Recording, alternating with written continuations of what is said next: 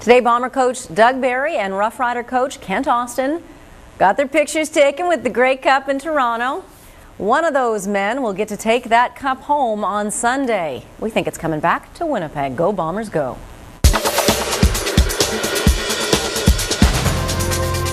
Okay, let's go live now to Toronto, where Mike Beauregard is standing by live at the CBC Broadcast Centre. Mike, what's it like to be there?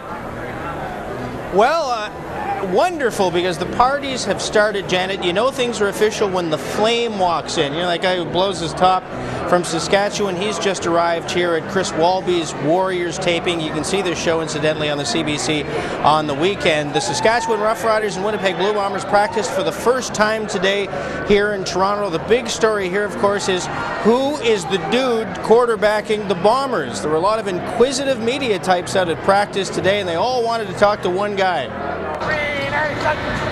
6 months ago, Ryan Dinwiddie was working as a truck driver.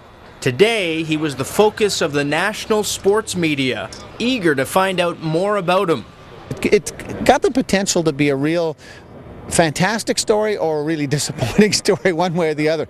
With star quarterback Kevin Glenn injured, the Bombers' little-known backup has been thrust into the starter's role for Sunday's Grey Cup game. There was such a demand for interviews, he had to hold his own press conference. Very confident in my abilities, and I just looking forward to the opportunity. I haven't got a chance. No one's really got behind me and said, Ryan, we believe in you. We know you're a good player. They're always like, well, you're undersized, so we're not going to give you a chance. Odds makers don't give the 26-year-old much of a chance of beating Saskatchewan in his first CFL start, listing Winnipeg as an 11.5-point underdog. But his teammates don't seem concerned. He just has that mentality, that quarterback, I guess that John Elway mentality. Like, I'm confident because I'm cocky, because I'm confident because I know what I'm doing, and that's the way I think a quarterback should be. Up front, we just need to keep him upright as much as possible. You know, obviously they're probably going to send some heat on us, but I said it before, he's a competitor. He's been here all year. He knows what we're doing. Down to this for Kahari Jones. Underdogs do win Grey Cups. The Bombers themselves were stunned by Calgary the last time they were in the big game in 2001. We went in there at 8-10 and snuck in through the back door. And just as long as we're playing good ball at this point, at this junction of the season, that's all that really matters. If Ryan Dinwiddie does manufacture an upset Sunday, it'll be a story for the ages. Nobody knows anything about this guy. So we were just saying it's kind of a Cliff Clavin quality about this guy, that he could come out of nowhere. This could be just one of the greatest stories in CFL history if he shows up on game day and gets the win. It's just like game one for me. I haven't played at all. I want to prove myself, and you better showcase to do it on a situation like this. So I'm really excited for it. Jerron Bolden didn't practice today. He has that hamstring injury, but he hopes to play on Sunday. Keith Stokes of the Bombers has been named the CFL Special Teams Player of the Week. Of course, he had a monster game against the Argos on the weekend, returning kicks. In fact, he brought home a punt for a touchdown. The Bombers practiced this morning into the noon hour. Saskatchewan took the field at Rogers Centre later in the afternoon, and the CBC's Glenn Reid has more on their preparations. They had a couple days to let it soak in. The thrill of Sunday's victory in BC, the unbelievable atmosphere at the airport, and now here in Toronto, all that is Grey Cup.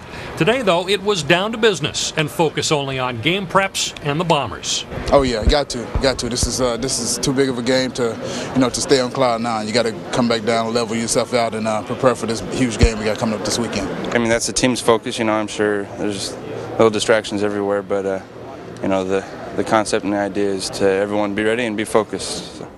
This will be the third meeting of the season between the two Grey Cup teams. The first was the Labor Day Classic and Kerry Joseph's game-winning touchdown. 1 week later, a Bomber blowout. But it was also a game which cost the Riders the services of Matt Dominguez. Somehow the Riders have managed to get to this point even without their stud receiver. He's happy for us, but at the same time, being an athlete, he wants to be there. And I think he's handling it very well. He's been very supportive. And you can't ask for a better teammate. It was unfortunate. We really felt more for Matt as an individual because of the year he was having, and You know, that's what we was more concerned about. We wasn't really worried about dropping off as an offense because guys knew, hey, we just got to step up in other places. The Bombers are not exactly fully armed either. They'll play this game without their most outstanding player. Quarterback Kevin Glenn suffered a broken arm in last week's East Final, leaving their offense in the hands of Ryan Dinwiddie.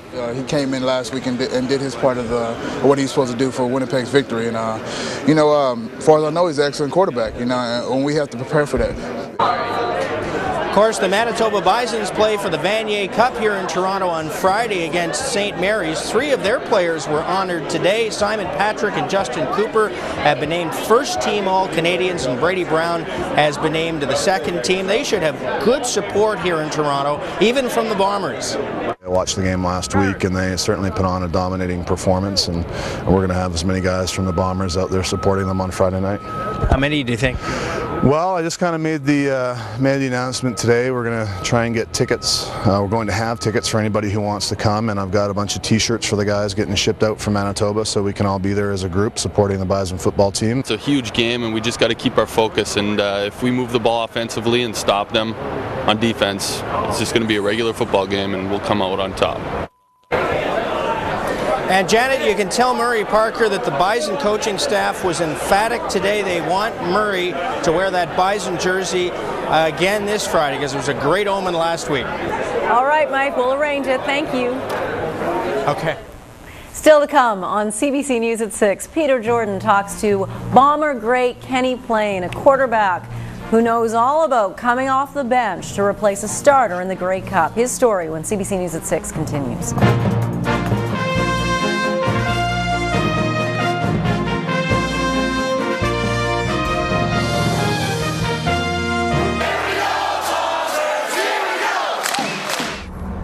All right, there it is, our Blue Bomber banner. It's in the lobby of the CBC, 541 Portage Avenue. Come on down and sign it tomorrow. We're going to send it off to Toronto to wish our Big Blue good luck at the Grey Cup.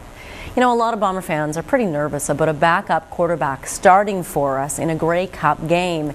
If you're nervous, you'll want to hear this story. Peter Jordan sat down and talked to someone who knows what that's like. 4-time Grey Cup champ Kenny Ploen tells us about the time he came off the bench.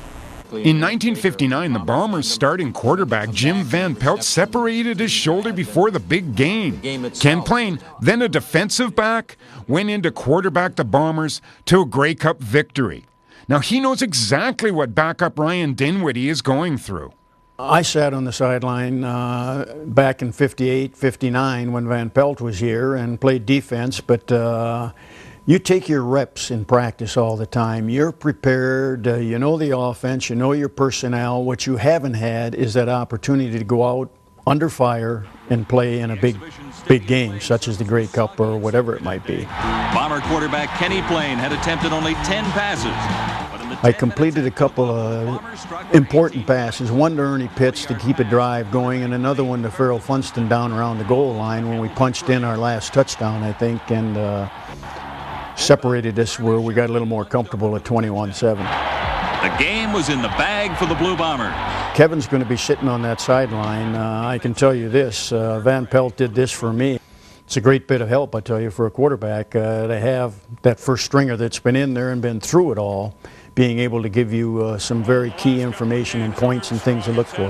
I'm confident, really, that the kid will play good football. It's just a matter of getting through those jitters, getting out there, getting hit the first time, and I also think the football team defensively is strong, and offensively they're going to gather around this kid, supporting very much, and I look for a big game from the Bombers this year, and I look for them to win. Now, we talked to Kenny Ploen today, who came in on a Grey Cup game as a quarterback for the first time and won the game. Okay, well, that sounds good. It's been done before. That means, it can happen even if it hasn't. But we're pretty confident that it's going to happen, and just got to play good football. Good luck there, Ryan. It happened once. Can it happen again?